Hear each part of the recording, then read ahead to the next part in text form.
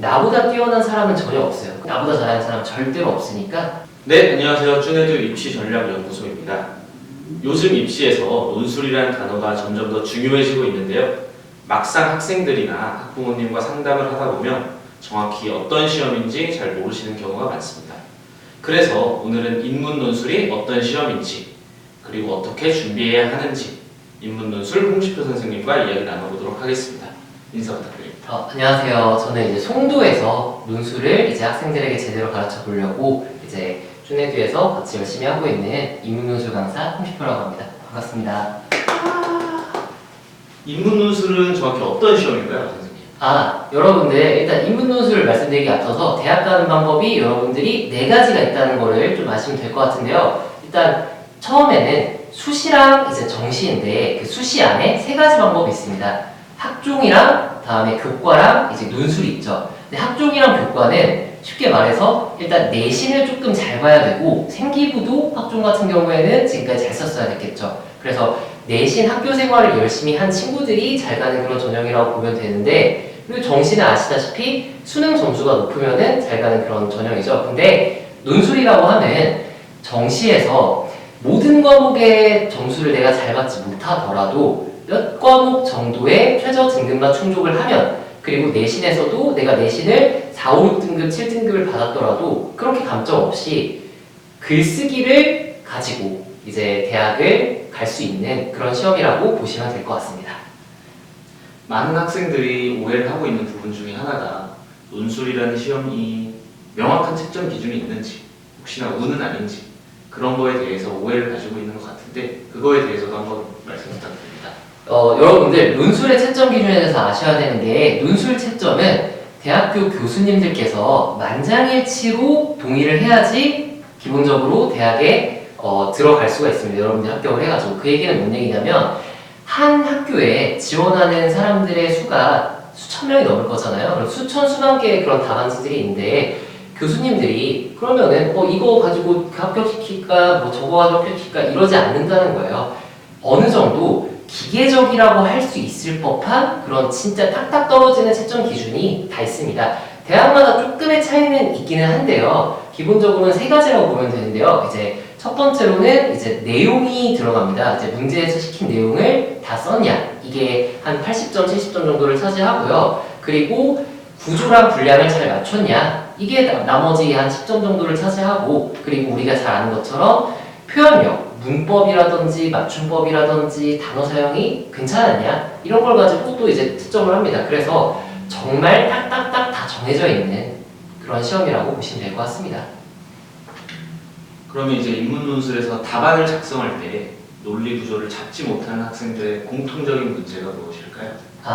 너무 좀 쪼낸 것 같아요. 그러니까 쫄 필요가 전혀 없는 게, 여러분들 연세대, 고려대, 뭐 서강대, 성균관대 되게 논술집 시험들 어려울 것 같잖아요. 여러분들이 보는 수능국어 제시문보다 훨씬 쉽습니다. 무조건 쉬울 수밖에 없어요. 실제로 국어가 3, 4등급인 친구들도 논술의 합격자의 대부분을 차지를 하고 있기 때문에 그렇습니다. 즉 뭐냐면, 어떤 주장을 하고 있는지, 어떤 근거를 가지고 어떤 주장을 하는지를 그냥 이렇게 편하게 찾으면 되는데요.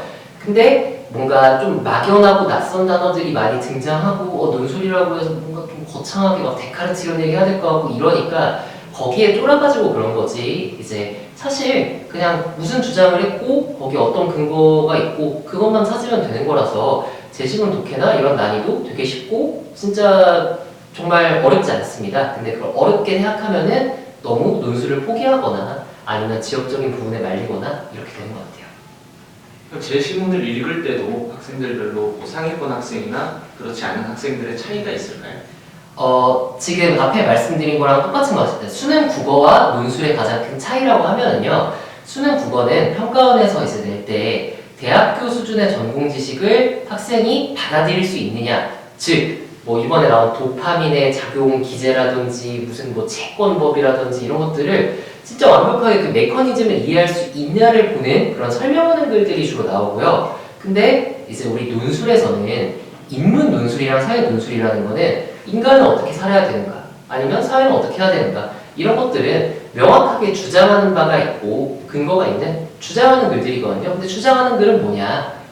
주장과 근거만, 그러니까 누가 뭐 어쩌라는 건지, 그리고 왜 그런 건지, 그것만 찾으면 되거든요. 그래서 어떤 지역적인 것들이라든지 막 어려워 보이는 말들에 너무 이제 막 그 두려움을 갖기보다는 그냥 이거 편하게 진짜 카페에서 대화한다는 생각으로 그냥 이런 주제에 대해서는 이렇게 생각하는 것보다 글쓰니까 근거는 뭐구나 이렇게 쉽게 쉽게 읽으면은 오히려 훨씬 더 이제 잘 접근을 할 수 있다는 거 말씀드리고 싶습니다.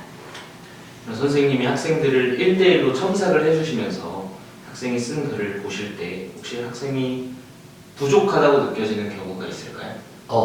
이거 말씀드리고 싶은데요. 모든 첨삭을 하다 보면은 전부 다 엉망입니다. 그래서 여러분들이 그 첨삭을 할 때 지적을 많이 받거나 이러셔도 전혀 이제 문제될 게 없어요. 왜냐하면 우리가 그 논술은 다 노배거든요. 의대를 가는 친구들조차 논술은 노배입니다. 왜냐면 배운 적이 없잖아요. 그래서 그 첨삭을 하면은 되게 부족한 부분들이 많이 등장을 하게 됩니다. 근데 그것들을 이제 일주일에 한두 개만 고친다라는 생각으로 이제 하시면은 진짜 빨리 나아지거든요. 그래서 그 첨삭에 대해서 뭐 내가 잘했네 못했네 이런 거에 대해서 너무 큰 의미를 두지 마시고 전부 다 못했으니까 내가 지적받은 거 한두 개만 제대로 고치자 이런 식으로 하시는 학생들이 제일 좀 빨리 느는 것 같습니다. 인문 논술을 준비하면서 학생들이 절대 하면 안 되는 공부 방법도 있을까요? 저는 다른 과목도 그렇지만 이걸 얘기하고 싶은데요. 학원을 자주 바꾸거나 아니면 이제 그 자료에 집착하거나 이런 것들이 일단 첫 번째로 큰 실수인 것 같습니다. 뭐냐면은요, 이제 다른 과목도 한 강사의 방법론을 이제 있으면은 그걸 진득하게 따라가고 한두 달 이상 체화를 해보려고 하면서 본인이 이제 자기 걸로 만드는 게 중요하잖아요. 근데 이제 논술에서도 사실 똑같거든요. 이제 그 자료라는 거는 어차피 여러분들이 그 기출도 제대로 못 보고 들어가는 경우가 많기 때문에 자료라는 것의 중요성은 생각보다 그렇게 크지 않고 한 강사가 알려주는 방법론을 진득하게 내 걸로 만들어서 내가 그 강사의 뇌를 해킹한다는 느낌으로 이제 실제 시험장에 들어가서 그 방법론을 반복할 수 있어야 되는데 그게 아니라 뭐 어디 갔다가 저기 갔다가 저기 갔다 이러면은 여러분들이 그냥 시간 낭비만 하게 되는 것 같아요. 그리고 두 번째로는 뭐냐면 여러분들 사실 내가 내신 3, 4등급 넘어가면은 반드시 논술을 해야 되거든요. 여러분들이 정시 파이터든 어떻든 간에 여러분들에게 가장 놓여진 최선의 선택지는 인문 논술이고 결과적으로는 수시원서 6개 다 쓰시는 게 제일 합리적인 선택입니다. 그런데 이제 할까 말까 이거를 고민을 하시면서 뭐 이제 수업 들어갔다가 빼거나 이런 식으로 해서 계속 좀 다른 사람이 잘하는 거 아니까 이런 막연한 그런 두려움에 휩싸이셔가지고 시간을 오래 낭비하면 낭비하실수록 오히려 결과는 안 좋아지는 것 같아요. 그래서 빠르게 결정하시고 강사에 대해서 한번 이제 신뢰를 얻으셨으면은 그냥 쭉 밀고 가는 거 그게 좀 중요한 것 같습니다. 네, 감사합니다. 이제 수업에 대한 이야기를 좀 들어보고 싶은데요. 실제 수업에서 진행되는 방법과 그리고 시표 선생님만의 차별화된 수업 노하우가 있다면 그것도 말씀해 주시면 감사하겠습니다. 네, 저의 수업이 다른 모든 논술 수업들과 다르다라고 자신있게 좀 말씀드릴 수 있는 부분은 바로 그거인 것 같아요. 일반적으로 우리가 논술학원에 가면 원고지를 줘놓고 그냥 쓰라고 합니다. 그리고 제시문에 대해서 해설을 해줘요. 근데 그거는 마치 내가 피겨스케이팅을 처음 배우는데 김연아 선수가 아무리 김연아 선수가 훌륭하더라도 그냥 트리플 악셀 이런 거 한번 보여주고 해봐 라고 하는 거랑 똑같거든요. 절대로 늘 수가 없습니다. 그러니까 뭐냐면 그 여러분들이 글쓰기에 있어서 노베이스고 뭘 해야 될지 서론불능결론 뭐가 있는지 요약 어떻게 해야 되는지 아무것도 모르는 상태인데 그냥 이제 원고지에다가 써보면은 그게 그렇게 큰 의미가 없어요. 어떨 때는 20점 나오고 어떨 때는 90점 나오겠죠. 근데 그게 아니라 저는 이제 모든 논술 문제들을 유형화를 해가지고 내가 시험장에 들어갔을 때 진짜 뭐부터 해야 되는지 정말 세세하게 내가 쉽게 반복할 수 있는 그런 원칙들, 일관된 방법론을 행동 강령을 가르쳐 줍니다. 그래서 제가 실제로 수업에서 운전면허 수업이랑 그냥 똑같다라고 보거든요. 학생들을 그냥 잡고 이제 같이 해요. 이제 답안을 같이 완성합니다. 그래서 중간중간에 학생이 제 행동 강령을 이제 완벽하게 빠르게 체화할 수 있도록 같이 이제 쓰면서 그래서 그렇게 되면은 이제 한 달에서 늦어도 2달 정도면은 이제 학생이 스스로 어떤 기준이 있는지를 다 납득을 하고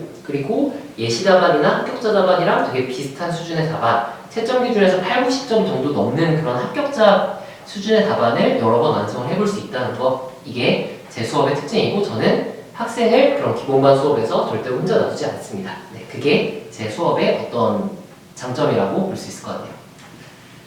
네, 마지막으로 논술을 준비하고 있는 학생, 그리고 논술을 해야 될지 말아야 될지 고민하고 있는 학생들에게 한마디만 더 부탁드리겠습니다. 여러분들, 논술은 정말 크게 이득입니다. 여러분 정말 개꿀전형이에요. 왜냐면은 이제 그렇게 생각해볼게요. 의대 가는 친구들 아니면 뭐 수학 잘하는 친구들, 영어 잘하는 친구들 상관없습니다. 논술은 모두가 노베이스예요. 아무도 학교에서 배운 적이 없습니다. 그리고 또 이제 논술에 참여하는 거의 한 80%에서 90% 이상의 학생들은 4등급 이후의 학생들입니다. 즉 뭐냐? 나보다 똑똑한 사람, 나보다 논술 잘하는 사람, 나보다 글 잘 쓰는 사람, 그런 건 없습니다. 여러분들이 책을 아무리 많이 읽었어도 논술이라는 거에 있어서는 노베이스이기 때문에 나보다 뛰어난 사람은 전혀 없어요. 그래서 내가 하면 한 만큼 합격 확률이 쭉쭉쭉 올라가는, 그리고 일주일에 한 번 정도만 투자하면 되는 거거든요. 그래서 이제 절대로 이제 걱정이나 두려움 많이 갖지 마시고, 나보다 잘하는 사람 절대로 없으니까, 전국에 진짜 없습니다. 그래서 자신감을 갖고 이제 준비를 해주시면 좋을 것 같습니다.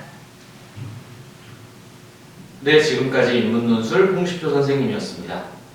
감사합니다.